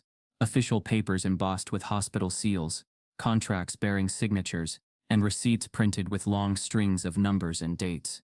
The room remained silent. except for the soft sound of paper against marble, as he laid them down, one by one. Alana stepped closer, her voice cutting through the heavy quiet. "He wants me to show you," she said. She picked up the first letter, a hospital partnership agreement stamped with the logo of St. Joseph's Children's Medical Center. The text outlined a pledge of $10 million toward pediatric cancer research. She held it up. "This is from St. Joseph's, a signed donation agreement." Gasps whispered through the crowd. Some phones zoomed closer. Another document followed, a receipt from a wire transfer already sent to a smaller community clinic. Then a letter from a mayor's office, thanking him for his philanthropic contributions overseas. Finally, bank certifications, stamped and signed, confirming Khalid's financial standing. "He wasn't hiding anything," Alana said firmly, her voice gaining strength as she translated his Arabic explanations. "He came here to give, to build, to save children's lives. And you treated him like a criminal." The words landed like thunder. Guests shifted uncomfortably in their chairs. The man in golf clothes lowered his phone, his face pale. The woman in pearls pressed her hand against her chest, whispering, "Oh my God. We accused him of..." She couldn't finish the sentence. The officers exchanged glances. The younger one, who had been most aggressive, shifted on his feet, suddenly unsure. The older one cleared his throat but said nothing. The lead officer stared at the documents, her earlier authority slipping into shame. And then, just as the lobby seemed to teeter on the edge of full realization, the glass doors burst open. A man in a crisp black suit hurried inside, slightly out of breath. He scanned the room frantically until his eyes landed on Khalid. Relief washed over his face. "Sir," he called, his voice echoing across the marble. "Mr. Khalid." The lobby froze. The suited man pushed through the crowd, ignoring the stares, and the phones recording him. He reached Khalid's side quickly, bowing his head in respect. "Forgive me." "Sir, I was delayed with the vehicle." He turned to the room, his voice rising with urgency. "This is Mr. Khalid, the billionaire humanitarian. The man whose donations are rebuilding hospitals and schools across 3 continents." Gasps erupted, sharper this time, almost violent in their force. Billionaire. Humanitarian. The words shattered the carefully crafted illusion of suspicion and prejudice that had hung over Khalid since the moment he entered the hotel. In one sentence, the entire narrative the staff had spun crumbled to dust. Ivy's mouth dropped open. Tyler's smirk vanished instantly, replaced with a sickly pallor. Penny's clipboard nearly slipped from her hands. Coulson, however, stood rigid, his face twitching as though caught between disbelief and fury. Alana's chest swelled, her eyes stinging with tears. She looked at Khalid, who now stood straighter, the weight of shame lifting, dignity returning piece by piece. Khalid spoke softly in Arabic, his voice almost mournful. "Khalid yanakum lam taroni, ila abra lon wa lukha." Alana translated, her voice breaking. "He says, everything you did to me was because you only saw my skin and my language, not me." The guests fell into silence again, this time heavy with guilt, rather than suspicion. One woman near the back lowered her phone, whispering to herself, "We turned him into a villain, and he was a savior." The suited driver straightened his tie, addressing the officers now. "Gentlemen, your time is wasted here. My employer is expected at a charity event within the hour. He cannot be delayed any longer." The younger officer flushed, his eyes dropping to the marble floor. The lead officer exhaled sharply, then turned to Khalid. "Sir, we apologize. We were acting on reports we believed credible." Khalid's eyes were steady but cold. He said nothing. It was Alana who broke the silence, her voice sharp. "Reports? You mean assumptions? You didn't see proof. You didn't ask. You judged." The officer's jaw tightened, but she had no response. The driver gestured toward the doors. "The car is ready, sir." Khalid lifted the documents and tucked them back into his folio. He picked up the framed photograph of his family once more, holding it close to his chest. His movements were precise, deliberate, as if reclaiming every ounce of dignity that had been stripped away. The staff avoided his eyes, their shame painted across their faces. Penny's lips trembled, as though she wanted to speak but couldn't. Ivy bit down on hers until it turned white. Tyler shoved his hands in his pockets, shrinking against the bell stand, and Coulson's face hardened into defiance, his pride refusing to collapse even as the truth stood undeniable before him. Khalid turned, his gaze sweeping the lobby. For the first time it was not filled with suspicion, but with silence, the kind that acknowledged guilt without a single word spoken. He looked at Alana, his expression softening, gratitude shining through his exhaustion. In Arabic he said quietly, Ukti, la nansa man yastami hina yaskuta la alam. Alana translated for the room, her voice trembling with emotion. He says, Sister, we never forget the one who listens when the world stays silent. The words fell heavy, undeniable. The driver stepped forward, nodding respectfully. Mr. Khalid, the car is waiting. The event organizers are concerned, but I'll inform them of the delay. He paused, then added, for all the room to hear. Everyone knows who you are, sir. Mr. Khalid, the billionaire humanitarian. The title landed like a verdict, sharp and final. Guests gasped again, staff stiffened, and the officers dropped their gazes. The room that had once mocked him, doubted him, and nearly destroyed him now stood exposed in its own prejudice. As the limo driver's words echoed through the lobby, Mr. Khalid, the billionaire humanitarian, the staff and guests realized the full gravity of their mistake, and shame filled the air like smoke. The air in the Hamilton Grand shifted in a way no one could have predicted. Only moments ago the lobby had been alive with suspicion, buzzing with whispers and the self-righteous certainty that a man like Khalid didn't belong. But now, after the documents had been displayed, after the donation records and contracts had been laid bare, the mood collapsed into something brittle, something suffocating. Silence. It wasn't the kind of silence that came with peace. It was the silence of shame, of people realizing they had been complicit in a performance that stripped another human being of his dignity. The officers, who had arrived with hands twitching over their tasers, now stood still, glancing awkwardly at the folio of official documents. The lead officer cleared her throat but said nothing, her earlier sharpness dissolving into unease. The younger officer who had barked the loudest commands shifted on his feet, his face flushing red beneath the fluorescent light. The oldest one simply looked down at the marble floor, his jaw tight, as though unwilling to meet Khalid's eye. The hotel staff fared no better. Evie turned to her computer screen and pretended to type, though nothing appeared. Her earlier smirk had drained away, leaving her pale, her lips pressed into a hard line. Tyler leaned against the bell stand, arms crossed, but the bravado had bled from his posture. He kept glancing at the page of hospital letters he'd stolen earlier, still folded in his jacket, as if it now burned against his chest. Penny clutched her clipboard like a shield, her eyes darting between Alana and Coulson, praying silently she wouldn't be dragged into the fallout. And Coulson's face was a mask of stone. He forced a managerial smile that no longer convinced anyone. The confidence he had worn like armor cracked at the edges, his jaw ticking as if every muscle fought to maintain control of a narrative that had already unraveled. The guests filled the silence with nervous energy. A man in golf clothes leaned toward his wife. I mean, maybe we misjudged, he muttered, his voice barely audible. The woman in pearls, who had mocked Khalid the loudest, pressed a hand to her mouth. Dear God, she whispered. He was telling the truth the whole time. Phones continued recording, their red dots unwavering, capturing every shift in expression, every stolen glance of guilt. The footage would leave the lobby, would scatter across timelines and feeds. The Hamilton Grand was no longer just a hotel. It was a stage, and the entire internet was about to become the audience. Alana stood near Khalid, her chest still heaving from the courage it had taken to stand against her own management. She could feel the silence pressing against her, as if the entire room expected her to speak again, to translate the moment. But she said nothing. The truth was no longer hers to carry. It was heavy enough in his documents, his voice, his presence. Khalid lowered his hands slowly, his arms trembling from having held them aloft for so long. He placed the documents back into his leather folio with careful precision, as though reassembling his dignity piece by piece. Then he lifted the framed photograph of his wife and daughters from the counter, holding it to his chest. The gesture was small, but it pierced the lobby like thunder. Guests shifted uncomfortably. A woman whispered, "That's his family?" Another murmured, "He was praying for them earlier." "I thought he was." She trailed off, shame cutting her sentence short.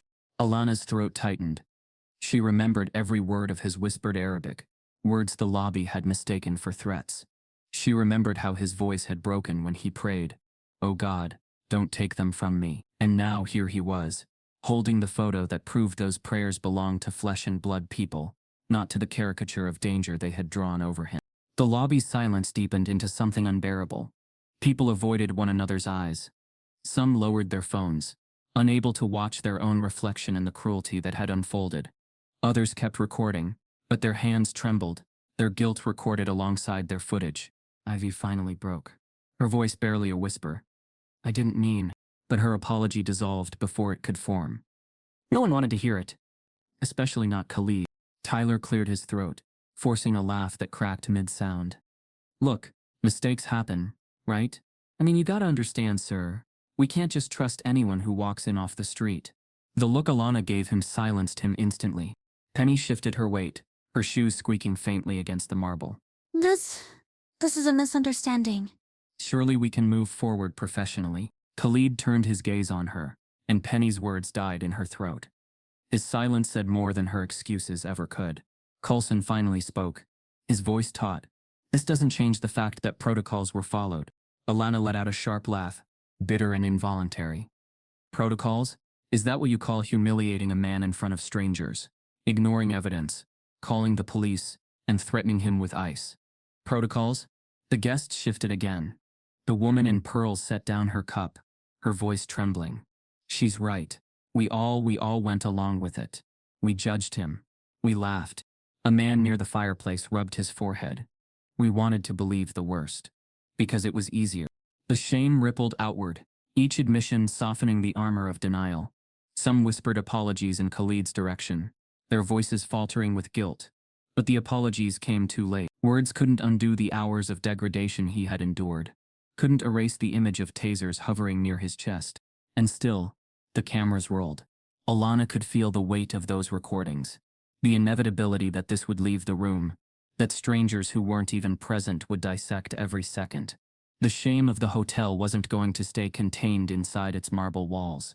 Khalid finally spoke, his Arabic slow, deliberate, his eyes still fixed on Alana. Ukti, anti wahidat man samatini, anti wahidat man wakafat ma'i. Her breath caught. She translated, her voice soft but steady. He says, sister, you were the only one who listened. You were the only one who stood with me. Gasps rippled through the lobby again. Not because of surprise, but because of the intimacy of his words. For a moment, the grandeur of the Hamilton Grand shrank to a single truth. A man had been saved from destruction, not by protocols, not by management, not by the crowd, but by a maid who refused to stay silent. Khalid lowered his gaze briefly, then looked up again, his eyes steady now, clear despite the exhaustion carved into them. He took a step closer to Alana. The guests leaned in, the phones zoomed. And then he asked the question that froze the entire lobby. Hel turadin and tamani mai. Alana blinked, the words hitting her like a thunderclap. She felt the weight of every eye in the room turn to her, waiting, recording, anticipating her answer. Her knees weakened beneath her, but her heart surged. He wasn't just thanking her. He was offering her something. In front of a lobby full of staff, guests, and recording cameras, Khalid looks Alana in the eye and asks her one life-changing question. Do you want to work with me? The question seemed to hang in the air longer than sound should, echoing through the grand lobby until it was no longer just words, but something heavier, an invitation, a challenge, a door being opened in front of Alana that she hadn't even known existed. Hal turidin and tamani mai. Do you want to work with me? The guests who had moments earlier gossiped and mocked were now frozen, their phones still raised, recording every flicker of her reaction. Even the officers stood still, their hands no longer twitching toward tasers, their suspicion dissolving into stunned silence. Alana's lips parted, but no words came out. Her throat tightened, her heart racing so fast she could feel it in her fingertips. She had expected many things today. Humiliation, maybe a confrontation, maybe even being written up by Penny for speaking out of turn. But this, a man who had been treated like a criminal minutes ago, was now offering her something beyond comprehension. Khalid stepped closer, lowering his hands now that the tension had eased, his voice steady, low, meant only for her even though the entire room strained to listen. You stood when no one else did. You gave me dignity when others stripped it from me. That is not small. That is leadership. Alana swallowed hard, heat rushing to her face. I just did what was right. Khalid shook his head, his dark eyes unwavering. No, you did what was hard, and that is rarer than you think. The words sliced through her like light, cutting fog. For so long she had been told to stay in her lane, to polish brass and fold sheets, to keep her head down. Now, in front of everyone who had dismissed her, she was being told she had shown leadership. The contradiction was dizzying. Penny clutched her clipboard so tightly the papers bent at the edges. "Alana," she hissed under her breath, "don't you dare get pulled into this. He doesn't mean it. He's just overwhelmed." But Alana didn't believe that. Not when Khalid looked at her the way he did. Not as background, not as disposable, but as necessary. Khalid reached into his folio and pulled out one of the donation letters stamped with the hospital's insignia. He held it out to her. "My foundation has offices across the world. We work quietly. We build hospitals, schools, programs for children who would be invisible otherwise. I need people who see what others overlook. People like you." Gasps rippled through the guests. Tyler muttered, "This is insane." His smirk now forced, hollow. Ivy stared at the monitor, pretending to work but stealing glances at the scene. Her face pale. Alana took the paper in trembling hands. The embossed hospital logo pressed into her skin like proof that this wasn't some fever dream. She blinked down at the document, the words blurring through tears she hadn't realized had gathered in her eyes. Her chest tightened with fear. Leave her job? The hotel may have demeaned her, but it was steady. A paycheck. A roof. Her younger brother's tuition. Her mother's prescriptions. Could she risk that for a promise, even from someone who seemed genuine, who had endured so much here today? She looked up, her voice barely a whisper. I don't know if I can. I can't just walk away. I have responsibilities." Khalid's gaze softened, almost fatherly now. "And you think I would not understand responsibility? That I would not honor it? You have carried others on your back while being denied your own dignity. I do not want you to leave responsibility. I want you to carry it with me. For more. For bigger." The room shifted again. Guests leaned forward, some whispering, "Take it." Others shaking their heads in disbelief. Phones captured every angle, and Alana knew this moment would be dissected by strangers before the day was over. Penny stepped forward, her voice sharp, desperate. "Mr. Khalid, with all due respect, she is an employee of this hotel. She cannot make decisions like this here and now." And frankly, her voice cracked with the bitterness of her own fear. "She's not qualified." Alana felt the sting but didn't flinch. For years she had believed words like those. But Khalid's eyes didn't waver. "Qualified?" he repeated, his voice calm but iron underneath. "She is the only one here who saw the truth when everyone else closed their eyes. She is the only one who listened. That is the greatest qualification there is." Alana's knees felt weak. She clutched the paper tighter, her heart slamming against her chest. Coulson finally found his voice. His mask of composure cracked into sharp edges. "This is absurd," he snapped. "You can't just pluck a maid out of our lobby and promise her the world. She's exaggerating her role. This is inappropriate." Khalid's gaze turned on him, steady, cold. "Inappropriate," he echoed softly. "Yes. What happened here today was deeply inappropriate." The silence that followed was suffocating. Coulson's jaw tightened, but he said nothing more. Khalid turned back to Alana, his voice gentle again. "I cannot change what they did to me here. But I can change what comes next. For you, for me, for those who need us. I am asking you to join me. Not as a maid, not as someone small, but as someone who has already proven she is more." Alana's chest rose and fell, her breath shaky. She thought of her brother, of the look on his face when he'd told her he got into college, but didn't know how they'd pay for it. She thought of her mother, tired and proud, who had always told her, "You are more than what they see you as." Her entire life had prepared her for this moment, even if she hadn't known it. But fear still held her in its grip. What if she failed? What if she wasn't enough? What if this opportunity collapsed, leaving her with nothing? She opened her mouth, then closed it, her voice trapped between terror and possibility. The entire lobby leaned in, cameras zoomed, breaths caught, and then Khalid, sensing her paralysis, gave her one last push. "Alana Brooks," he said firmly, his accent wrapping around her name with reverence. "This is not about leaving something behind. It is about stepping into what you were always meant to be." Her pulse thundered in her ears. She could feel every pair of eyes on her, waiting, demanding, recording. Penny's glare burned into her side. Coulson's sneer lingered. Ivy's silence accused her. Tyler's smirk dared her to fail. And behind them all, Khalid's steady gaze called her forward. She had to choose. Now. In front of everyone. With the entire hotel watching and cameras rolling, Alana must decide in that very moment whether to stay in the life she knows or step into the unknown future Khalid has placed before her. The silence stretched unbearably, pressing against Alana's ribs, as if the entire lobby itself had conspired to hold its breath.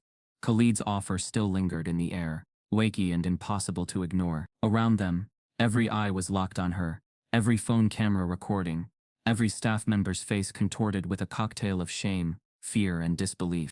Alana's pulse hammered so hard she thought her chest might burst. The voices in her head shouted over one another. Don't risk it. Stay safe. You can't afford to gamble everything. But another voice, the quieter one she'd silenced for years, whispered something else. This is your moment. Step forward. Khalid hadn't looked away. His gaze remained steady, filled with a patience and respect no one else in that building had ever given her. You decide, he said softly, though the microphones of dozens of cell phones caught every syllable. Your future belongs to no one but you. Her throat tightened. She thought of her mother's words, said countless nights as she massaged aching feet from long shifts. Dignity isn't given, it's claimed. Slowly, with a trembling breath, Alana lifted her chin. Yes, she said, the words steady, clear, echoing across the lobby. I accept. Gasps rippled through the crowd, like wind sweeping across tall grass. Ivy's face drained of color. Penny clutched her clipboard so tightly it cracked at the edges. Tyler muttered a curse under his breath. Khalid's lips curved into a small, knowing smile. He extended his hand, and Alana placed hers in his. Together they turned toward the glass doors of the hotel. The cameras followed.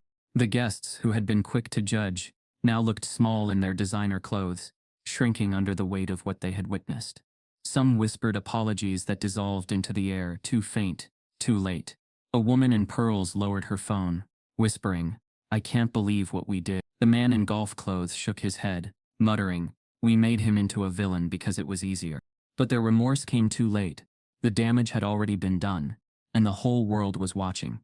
The staff remained frozen, their uniforms suddenly looking like shackles. Penny tried to speak, her voice breaking. Alana, think about your job. Alana stopped, turned back just once.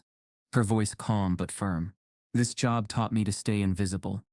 I'm done being invisible. Her words cut sharper than any reprimand. Coulson's jaw clenched, but no words came. The man who had orchestrated so much humiliation now stood powerless, watching a maid he had dismissed rise above him. His silence was its own confession. Alana walked with Khalid toward the exit, each step louder than the last. The sound of her shoes on the marble echoed like a drumbeat, a march.